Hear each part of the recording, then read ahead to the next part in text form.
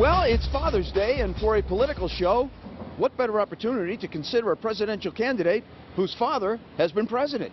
Not to mention his brother. Do you think he can set himself apart from his brother and his father? I think he can. He has a very powerful family, but, you know, I think he's a strong candidate, and I think he has a lot of the prereqs. I doubt it. You think it'll be hard for him? I do believe it'll be difficult for him to get out from underneath their shadow. Maybe a lot of Floridians and Southerners will go for that, but I don't think that residents of Massachusetts are really keen on another Bush.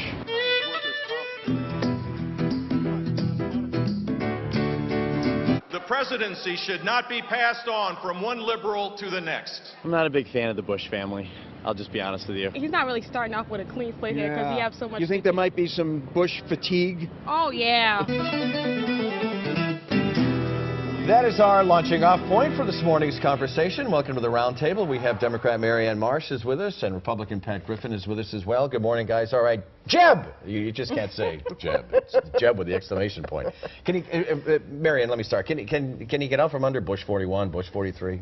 When a Bush is president, they bring wars and recession. Jeb Bush is the Bush, and he'll bring another war and a recession because it takes a Clinton to clean up after a Bush, and they bring peace and prosperity. Need I say more? Patrick, do I have to bring you in? I don't have to bring you in. Right? Who cleans up after Obama, I guess is my question. We're still cleaning up after Bush.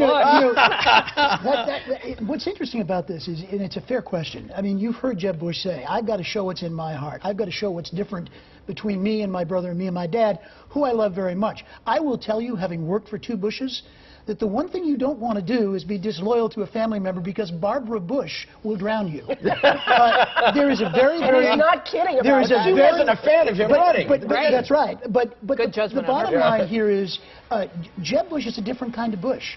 This is a substantive guy with strong policy chops. He's smart. Reporters are beginning to see that. And the other good news is expectations for Jeb Bush have been lowered. The only guy he cleared from this field was Mitt Romney.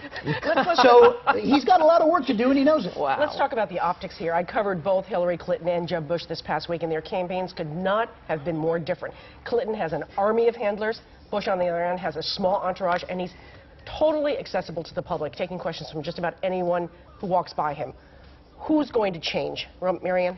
Look, Jeb Bush has gone from shock and awe to aw shucks, this is much harder than I thought it was going to be. How did my brother, who I clearly don't think is that great, do this? So he's trying to change this. He's going to have to change a lot more. Clinton is building a much more systematic, slow, methodical campaign and foundation to win the primary and win the White House. But does she have to be more accessible to the public and be willing to take questions? She's focused on local voters and local reporters right now. Of course she will later. But Bush is in total rehab right now, and Bush 5.0 plus. Do you have a response at all? I'm speechless this morning. She's over-caffeinated and clearly revved up. Look, Hillary Clinton is going backwards. In 3 polls this week, she is within 10 points of Bernie Sanders. Bernie Che Guevara Sanders, a socialist. He's creeping up on her in Iowa. He's creeping up on her in New Hampshire. She's not running an imperial campaign, Janet. She's running a papal campaign. This is not going well. She's going backwards. She's got big problems, and it's going to hurt. Real fast, because this is the last thing on Jeb Bush I want to ask you about. The no-tie thing that he wears. Good, bad, what? It's who he is. I think that, you know, this is a refreshing, different Bush. This is a different guy. He's much more comfortable. Good, bad, what? You know, because it's optics. It addresses the optics. Fake it till you make it, baby. Ooh. Okay, let's switch over. Donald Trump is in. He can't say what he can say whatever he wants, but quite, you know, he says he's not taking money from anyone. Let's take a listen. I don't need anybody's money. I'm using my own money. I'm not using the lobbyists. I'm not using donors. I don't care. I'm really rich. I'll show you that in a second. So here's my question. Who's going to get hurt most by this distraction? Pat? Donald Trump. He's nuts. I actually found myself, it was like a car wreck in the office the other day. I was trying to write something, and that was on, the TV on mute, on CNN, and I watched it. You still heard it. And I found myself, colleagues coming into my office saying, this is incredible, isn't it? Donald Trump is crazy.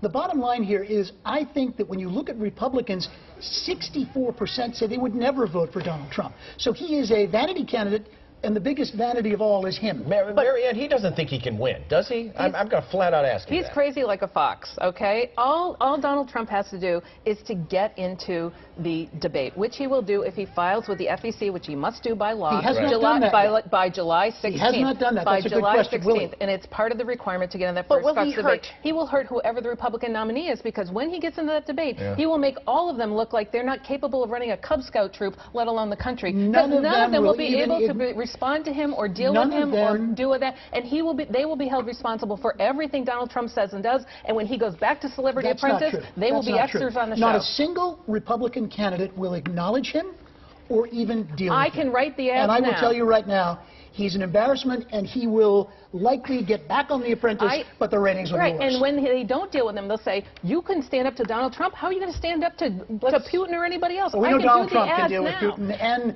China because he loves the Chinese. Let's switch the conversation. Let's move on to the Senate president. You heard him this morning. He says he's going to really try to move the legislature in the direction of passing legalizing marijuana law before voters get a shot at this. Do you think this could possibly happen, Pat? You know, I don't know. I think that the regulation of this has been a problem in terms of medical marijuana.